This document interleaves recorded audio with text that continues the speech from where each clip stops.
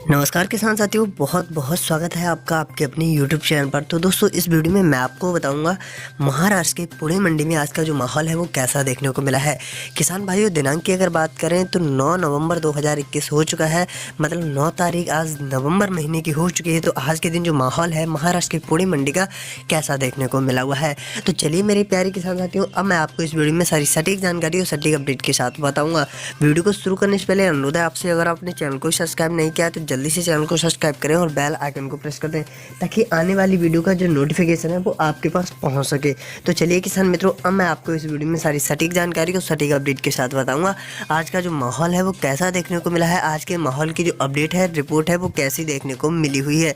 तो चलिए किसान मित्रों जान लेते हैं। दोस्तों, महाराष्ट्र पुणे मंडी में आज की अगर आवक की बात करें तो 40 से लेकर 50 गाड़ियों की जो आवक है वो आज के दिन देखने को मिली हुई है किसान साथियों।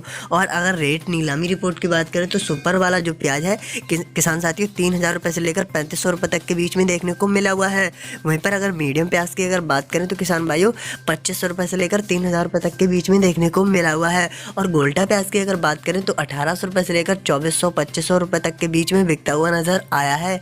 वहीं पर अगर बात करें छोटे छटन मिक्स प्याज की तो किसान साथियों ये वाला जो प्याज है 700 रुपये से लेकर 1500-1600 रुपये तक के बीच में महाराष्ट्र की पुणे मंडी के माहौल के साथ जो आज का प्याज का भाव है वो किसान भाइयों देखने को मिला हुआ है।